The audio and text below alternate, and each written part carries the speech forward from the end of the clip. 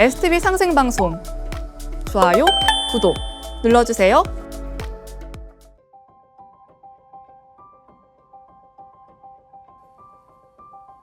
안녕하세요. 역사 오아시스 전동원입니다. 오늘은 가짜 뉴스와 역사 왜곡의 문제에 대해서 한일 관계를 중심으로 살펴보는 시간을 갖겠습니다. 1923년 9월 1일에 대지진이 일본 동부를 강타했습니다. 지진 후에 큰 화재까지 발생해서 10만 명 이상이 사망하는 큰 재난이었는데요. 올해가 바로 그 100주년이 되는 해입니다. 그런데 이때 조선인들이 마시는 우물에 독을 풀고 건물에 불을 지르고 폭탄 테러를 한다라는 유언 비어가 퍼집니다.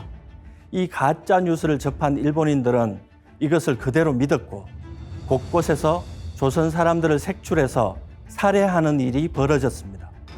검문소를 만들어 놓고 조선 옷을 입고 있는 사람은 지나가면 잡아서 죽였습니다. 다른 옷을 입었을 수도 있겠다 하는 의심이 가는 사람을 붙잡아 발음하기 힘든 일본 말을 시켰다고 합니다. 발음을 제대로 못하면 살해를 했던 것이죠. 이런 어처구니 없는 일이 무려 한 달 동안 계속되었고 그 희생자 수는 2만 3천 명까지라고 말하는 연구도 있습니다. 어떻게 이런 일이 벌어졌을까요?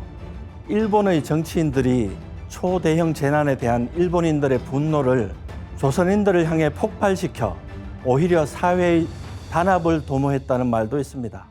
한편 지진이 나기 4년 전에 3.1 운동이 있었는데요. 그때 수많은 조선인들이 죽었으니 당연히 반발 심리를 갖고 있을 것이다. 이런 불안감에서 비롯된 편견도 한몫을 했습니다. 그리고 거기에 스파크를 일으킨 것은 바로 조선인들에 대한 유언 비어, 즉 가짜 뉴스였던 것입니다. 가짜 뉴스의 사례는 그 외에도 나치의 첩보전이라든지 월남전의 통킹만 사건 등에서 찾아볼 수 있습니다. 이런 가짜 뉴스는 누군가가 대중의 편견을 이용하여 이익을 보려고 뿌린 것이겠죠. 최근에는 AI가 등장하면서 딥페이크라는 동영상 기술이 발전했는데요. 이런 뉴스를 보셨죠? 이 사람은 진짜 오바마가 아닙니다. AI가 생성한 가짜 오바마입니다. 그런데 어떤 내용이든지 말하게 시킬 수 있습니다. 오바마뿐만 아니라 현실의 인물 누구든지 가능합니다. 목소리와 얼굴 근육의 움직임은 당사자조차 구별하지 못할 정도로 자연스럽습니다. 이런 기술이 우리 사회를 어떻게 바꿔놓을까요? 가짜 뉴스의 전성시대가 올지도 모른다라는 경고의 목소리가 큽니다. 자, 그럼 역사 왜곡은 어떨까요? 뉴스가 쌓여서 역사가 됩니다. 그렇다면 가짜 뉴스가 쌓여서 역사 왜곡이 생기는 것일까요? 사실 꼭 그렇지는 않습니다. 역사 왜곡은 역사 편찬으로부터 시작되기 때문입니다. 일본이 독도를 왜곡할 때 아이들의 역사책부터 바꿨듯이 말이죠. 일본에는 일본석이라는 오래된 역사책이 전해집니다. 그 책에는 신의 아들로서 기원전 660년에 즉위했다는 진무천왕의 이야기가 있습니다.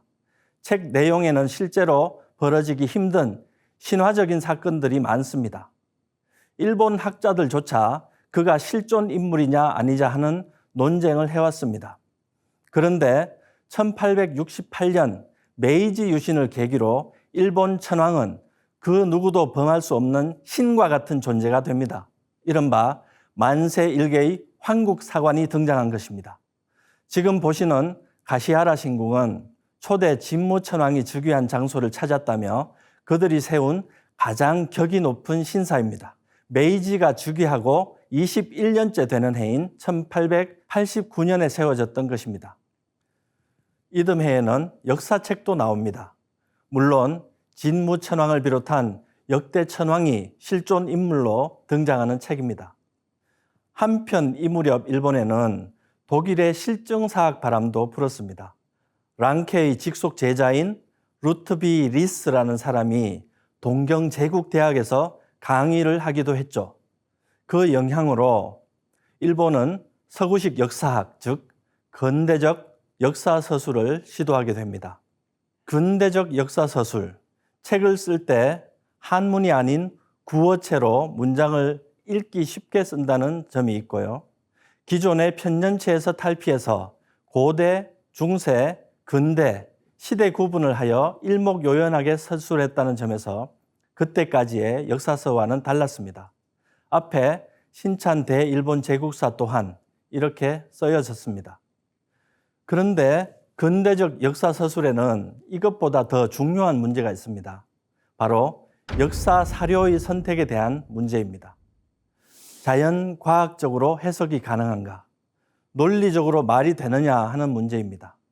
또 하나는 증거가 있느냐 하는 문제입니다. 단군이 아사달에서 개국을 했다면 그 아사달이 어디고 유적이 발굴이 되었느냐라고 묻는 것이죠. 하지만 일본의 역사책에 이런 기준을 적용할 수는 없었습니다.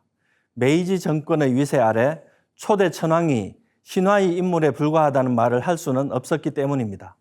자, 이렇게 황국사관과 실증주의 사학에다가 또 하나의 변수가 더해집니다. 바로 일본 서기는 맞고 우리나라 역사서는 불완전하다는 편견입니다. 1880년 일본의 역사학자인 가와타 다케시는 조선에서 온 김홍집 등 수신사 일행을 만납니다.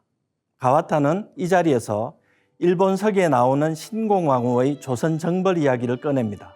그러면서 삼국사기, 동국통감, 조선사략 이런 조선 역사책을 많이 봤는데 나는 그런 내용을 찾을 수 없었다라고 하면서 혹시 알고 있느냐 이렇게 묻습니다. 수신사 일행 중에 역사에 가장 발달한 한 사람이 그런 내용은 처음 듣는다라고 하면서 당나라가 고구려를 침략했을 때 역사 기록이 모두 불탔다는데 아마 그때 소실된 것이 아닌가라고 말했다는 겁니다. 이 대화의 내용을 보면 당시 일본에 유행하던 역사학자의 입장을 알 수 있습니다. 즉, 일본 서기 내용은 액면 그대로 받아들이고 조선의 역사책에서 교차 검증이 안 되는 것은 조선이 형편없어서이다 라는 오만이 드러나는 대목입니다. 자, 그럼 이런 편견은 어떤 결과를 낳았을까요? 가와타가 조선의 수신사 일행을 만난 지 12년이 지난 1892년 그의 제자인 하야시 다이스케가 조선사라는 책을 내놓습니다. 이 책은 근대식으로 쓰진 최초의 조선 역사책이라고 불리지만 일본이 그동안 생각해오던 우월의식, 역사적 편견과 자의적 사료 선택이라는 삼박자를 통해 말 그대로 조선사를 난도질해버립니다.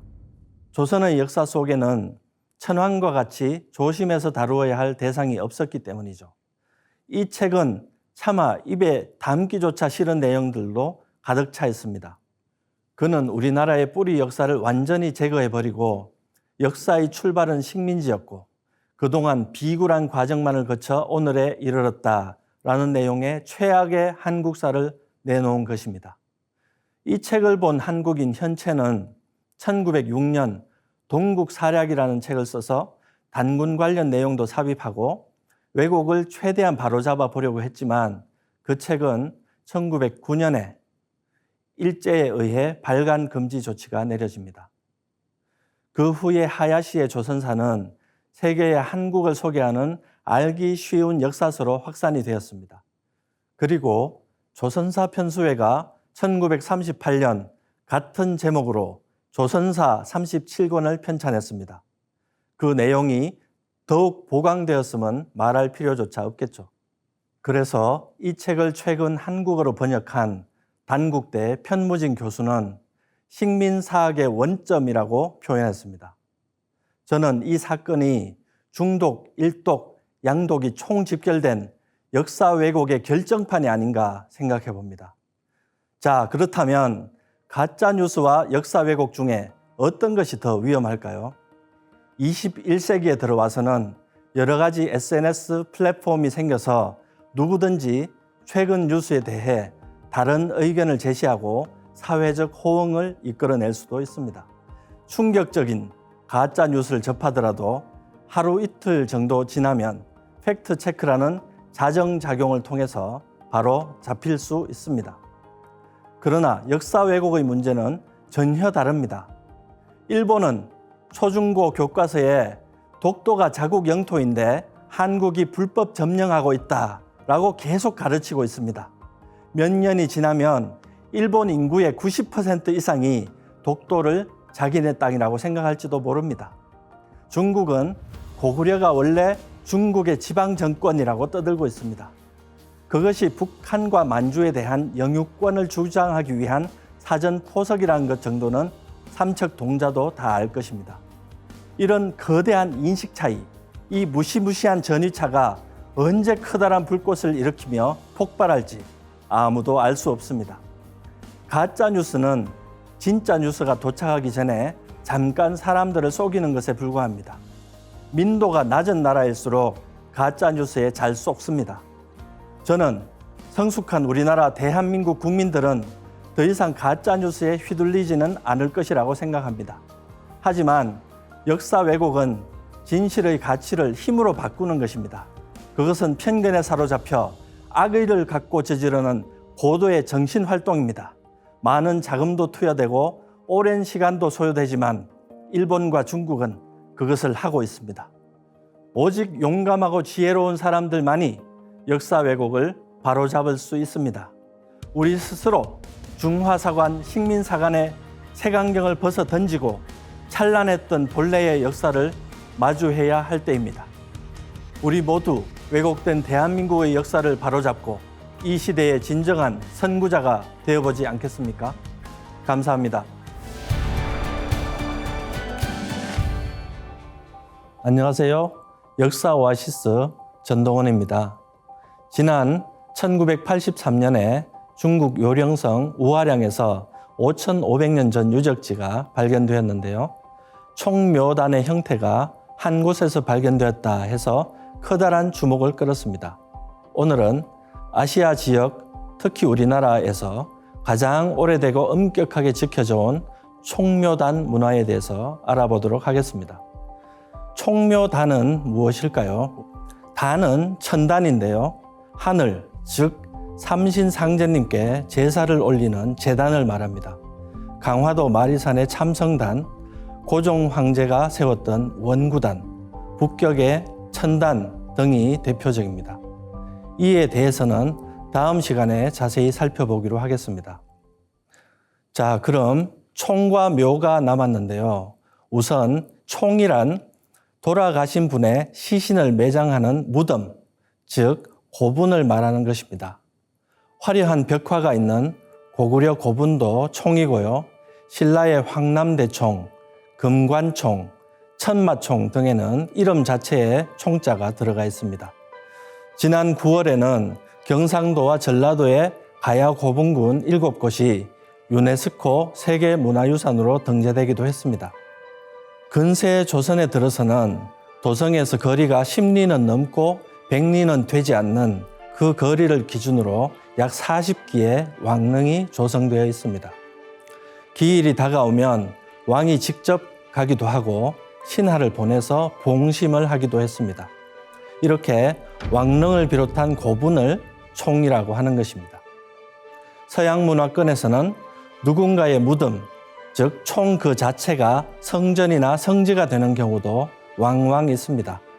이집트의 신전은 무덤과 연관된 경우가 많고 바티칸의 베드로 성당은 그리스도교의 초대 교황인 베드로의 무덤 위에 지어진 것으로 알려져 있습니다. 이슬람과 인도 문화권에도 이런 사례가 무척 많습니다. 반면에 묘라는 것은 오해를 사기 쉬운데요. 묘역, 묘지 같은 말에 나오는 무덤 묘자와는 다르게 사당을 뜻하는 글자입니다. 사당은 돌아가신 분의 위패를 모시고 제사를 올리는 곳인데 초상화나 조각상을 모시는 경우도 있습니다. 묘라는 한자를 조금 더 자세히 살펴보면 음호 안에 아침 조자가 들어 있습니다. 아침 조자는 왕조나 조정을 의미하는데 단군 조선에서 비롯된 말입니다. 크고 작은 나라들이 단군 왕검께 공물을 바치는 것을 조공이라고 하고 단군 조선의 정부를 조정이라고 했던 것이죠. 즉 음호 안에 아침 조자를 쓰는 이 묘라는 글자는 역대의 왕조와 조정의 신하들을 모신 집이란 의미인데 이 글자 또한 단군조선에서 유래했다 이렇게 볼 수 있습니다. 서울 종로구에 위치한 근세조선의 종묘를 한번 살펴볼까요? 종묘에는 조선의 역대 왕과 왕비 그리고 배향 공신들의 위패가 나랍으로 모셔져 있습니다. 이 종묘는 봄, 여름, 가을, 겨울의 첫 번째 달 그리고 음력 12월 해서 1년에 5번씩 제사를 올렸습니다. 한편 조선시대의 최고 행정기관인 의정부를 부르는 다른 이름이 묘당인데요. 여기에는 조정에서 국가 대사를 다룰 때 종묘에 있는 선왕과 역사적 충신들이 함께 사안을 결정한다라는 신인 합일의 정신이 내포되어 있습니다. 흔한 오해 가운데 하나는 종묘의 예법이 중국에서 들어왔다는 것인데요. 사실 종묘는 단군조선 시대부터 있던 예법입니다. 또한 삼국 사기만 봐도 고구려 백제 신라가 모두 나라를 열면서 시조의 사당부터 세웠고 뒤에 각각 종묘를 세워서 계절마다 제사를 지냈다라는 기록이 있습니다. 중국의 유교가 수입되기 1000년 전부터 이미 이런 전통이 있었다는 것을 확인할 수 있습니다. 지금까지 묘에 대한 어원과 전통 예법의 측면을 살펴보았는데요. 문화사적으로 조금 더 들어가 본다면 묘는 시신이나 유해를 직접 안치하는 것이 아니기 때문에 형식이나 절차가 간소할 수 있습니다. 때문에 시간과 공간의 제약 없이 기리는 대상을 모실 수 있다는 것이죠. 또한 많은 위패를 한 곳에 모시는 것도 가능한 것입니다. 총과 묘는 시신을 안치하느냐 아니냐의 차이일 뿐 둘 다 돌아가신 분을 추모하는 시설이구나 이렇게 생각할 수도 있지만 사실 거기에는 좀 더 깊은 의미가 있습니다. 옛날부터 우리나라에서는 사람에게 혼과 넋이 음양짝으로 있다라고 생각을 했습니다. 그래서 사람이 죽으면 혼은 하늘에 올라가 신이 되고 넋은 땅으로 돌아가 귀가 된다는 것입니다. 그래서 지금도 명절이면 집에서 위패를 모시고 차례를 지낸 다음 산소에 가서 성묘를 하게 되는 것이죠.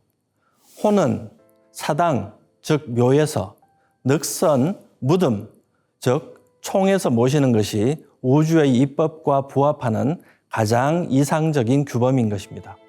자, 정리를 해보면 총과 묘는 무덤과 사당인데 우리나라는 음양의 이치에 맞춰서 엄격하게 전통을 세우고 지켜왔으며 특히 종묘는 국가의 가치관과 정체성을 상징하며 국정 운영의 철학과 이상을 나타내는 핵심적인 공간이었다라고 할 수 있겠습니다.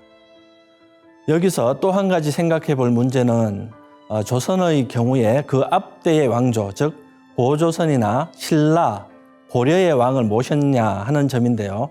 서울 남산에는 단군을 모셨던 국사당이 있었습니다.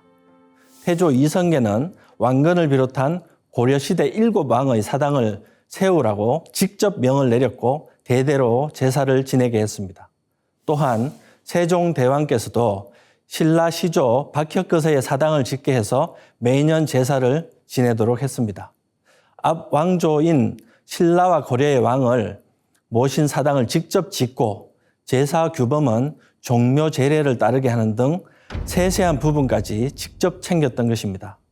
다시 말하면 조선시대까지 선행 왕조에 대한 철저한 개성의식, 즉 국통맥의식이 있었다 하는 것을 확인할 수 있습니다. 그런데 일제강점기에 이르자 큰 변화가 생겼는데요. 일제는 종묘의 제사를 중지시키고 남산 위의 국사당도 궁벽한 인왕산자락으로 옮겼습니다. 남산에는 신도의 제사 공간인 조선신궁을 세워서 일제의 상징인 태양신 아마데라스 오미카미의 위패를 안치했습니다. 조선의 정신과 전통을 끊어버리고 자신들의 그것으로 대체하겠다라는 의지를 노골적으로 드러냈던 것이죠. 이런 악랄한 정책으로 인해 9,000년을 이어온 우리 전통 문화는 좋은 것인지 안 좋은 것인지 검토조차 못한 채 말살당해버리고 말았던 것입니다. 1945년 해방이 되었지만 곧 닥친 6.25 동란과 끝없는 이념 논쟁, 경제발전 최우선 정책 등으로 인해서 우리는 역사 문화의 복원과 개성에 대한 논의를 제대로 시작조차 못한 것이 아닌가 생각합니다. 자, 그렇다면 현재의 대한민국의 정통성을 상징하는 국가시설은 무엇일까요? 네, 대부분 현충원을 떠올리게 됩니다. 현충원은 대통령을 비롯한 공직자들이 취임을 전후하여 방문하는 필수 코스입니다. 순국선열을 참배하고 맡은 바 직임에 대한 의지를 다지는 것입니다. 또한 외국의 정상들도 우리나라의 독립을 인정하고 우호 관계를 표현하는 일정으로 현충원 방문 일정을 잡습니다. 그러나 조금 전에 살펴본 총과 묘의 관점에서 보면 현충원은 왠지 반쪽이다라는 느낌을 지울 수가 없는데요. 또한 현충원은 한국 전쟁이 끝나고 1952년에 국군 묘지로 처음 설치된 기관입니다. 조국 수호를 위해 빨간 정성을 바치신 분들이 모셔져 있는 것은 분명하지만 9,000년을 이어내려온 대한민국의 정신을 온전히 드러내기에는 그 상징성이 부족한 것 또한 사실입니다. 독립과 반공만이 우리 대한민국의 존재 목적이 될 수는 없습니다. 우리는 9,200년 전에 세워진 환국을 개성하는 나라입니다. 우리는 5,900년 전에 이미 홍익인간의 이념을 내외에 선포했습니다. 4,300년 전에 단군왕금께서는 환단 한해 대광명 문화를 아주 제도로서 못 박아 놓았습니다. 이런 역사 문화를 고스란히 개성하고 한민족 사이 국통맥을 명실상부하게 보여줄 수 있는 역사의 대성전, 문화의 대전당, 광명의 대신전이 우리에게는 꼭 필요한 것이 아닌가 생각해 봅니다. 자라나는 우리의 청소년들이 보고 체험하고 배울 수 있는 물리적인 교육 장소도 꼭 있어야 할 것입니다. 그때야 비로소 한민족의 정기가 되살아나고 국민의식이 통일될 것이라고 확신합니다. 감사합니다. 안녕하세요. 역사 오아시스 전동원입니다. 지난 시간에 이어 총묘단 유적지의 문화적 의미에 대해 계속 살펴보겠습니다. 지난번 내용을 간단하게 되짚어 보면 총과 묘는 무덤과 종묘인데 나라의 시조나 조상을 음양짝으로 모시는 기능을 했고 제사 문화의 본고향인 우리나라에서 가장 엄정하게 지켜져 왔다는 점을 지적했습니다. 자, 총묘단에서 단 문화인데요. 단은 제천단입니다. 즉 삼신상제님께 제사를 올리는 제단을 말합니다. 환국시대 이래 우리나라는 천제를 올려서 하늘에 계신 삼신상제님께 믿음과 공경을 표현해 왔습니다. 삼한관경 본기에는 배달국의 환웅천왕께서 천제를 지낸 장소가 어디인가에 대한 내용도 나옵니다.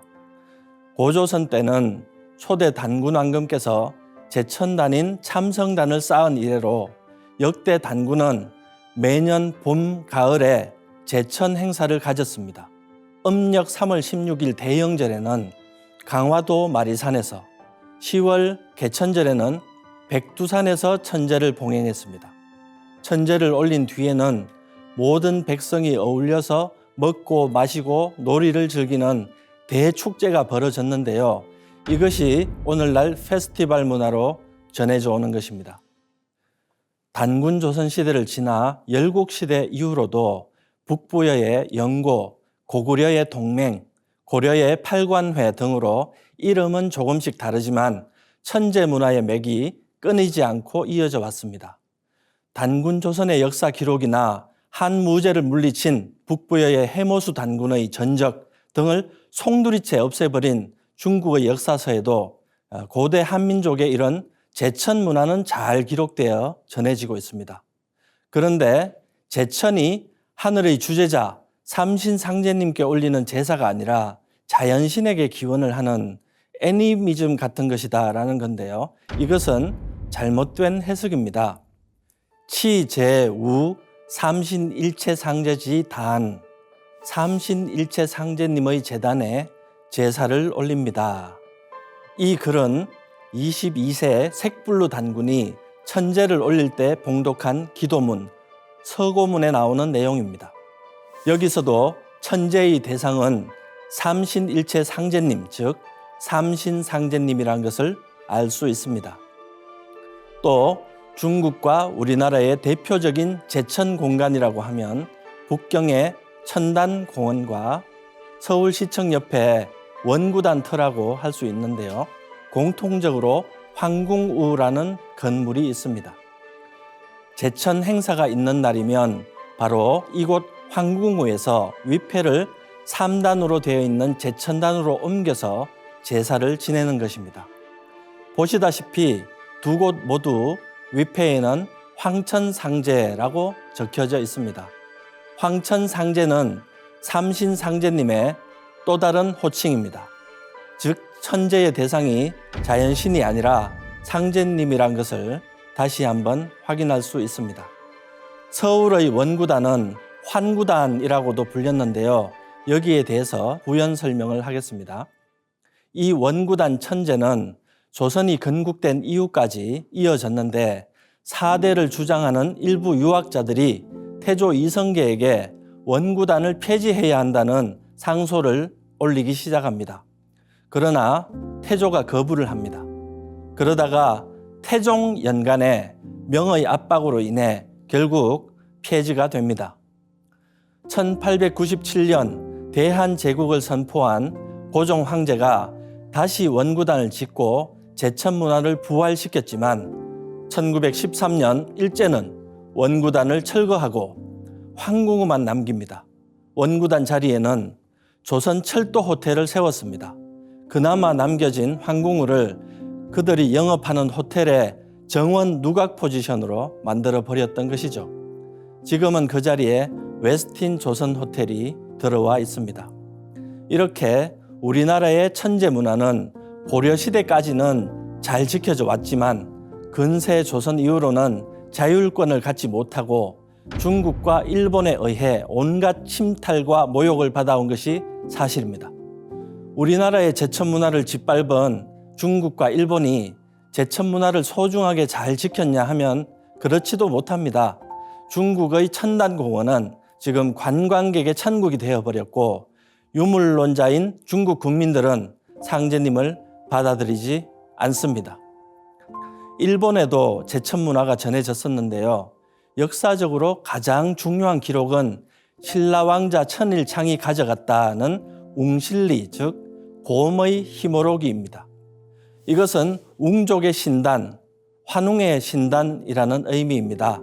그러나 일본 현지의 최고 역사학자들이 이곳을 곰의 고기를 제물로 바쳤다라는 우스꽝스러운 해석을 하고 있습니다. 그만큼 제천 문화에 대해서 무지한 것을 드러낸 것입니다. 한중일 동양 삼국 외에 다른 나라에도 제천 문화가 있을까요? 예, 물론입니다. 그러나 오늘날 영미 문화권에는 제천 문화를 제대로 표현하는 단어조차 찾기 어렵습니다. 제천을 영어로는 sacrifice to heaven이라고 하는데요. 번역하자면 하늘에 대한 희생 정도가 될 것입니다.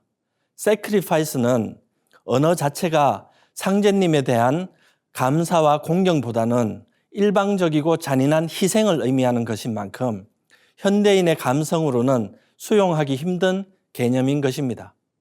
신도 세계를 알지 못하는 물질 문명의 한계 때문에 제천 문화 역시 부정적으로 묘사가 되어버리고 그 본질을 파악하지 못하게 된 것입니다.